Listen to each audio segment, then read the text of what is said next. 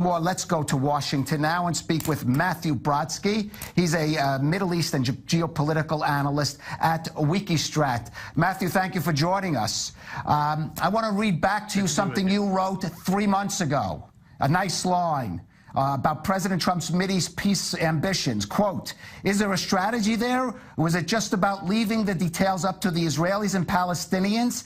And if he, Donald Trump, likes it in the end, he'll slap his name on the peace agreement like it was a hotel. Well, let me ask you 3 months later, is there a strategy there?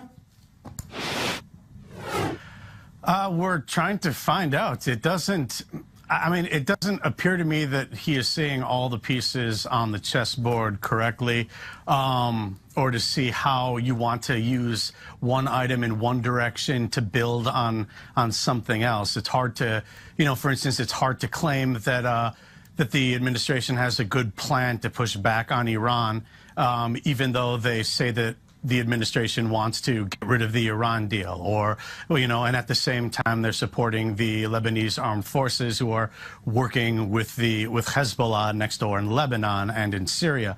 These are all measures that don't point to any strategy, large strategy, but at the same time, what kind of rabbit can be pulled out of the magic peace hat right now? It's hard to see what's new that can be offered. We know what the sides think, between the Palestinians and Israelis. I don't know what, let's just say that there's little that I would see looking at the region today that tells me that there's a reason to believe that there's going to be great success coming from peace talks coming anytime soon. Though I do understand that going through the motions politically and policy-wise does make sense from an American perspective if you're trying to achieve other regional objectives. Okay. Matthew Brodsky, thank you for joining us today on the Rundown from Washington. Now joining us in the studio, Mohammed Al-Qasim, our senior Middle East correspondent. Mohammed, I want to talk about that stopover in Egypt. The day before the Jared Kushner and these other envoys arrived, the U.S. cuts aid to Egypt.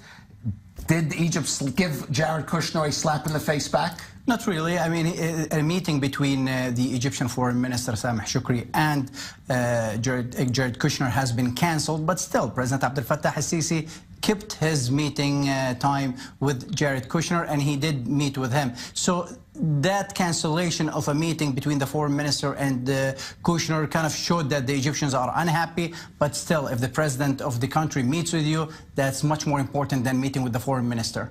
Now, what I think is quite conspicuous is the sort of media silence of the visits that these other envoys have been making to other countries. Is it because they're concerned they're not going to get anything from places like Saudi Arabia? No, I believe that was the case from the beginning. The U.S., when they planned or sent out the schedule for the meeting, didn't really give a whole lot about where the envoys will be headed. But that also gives you,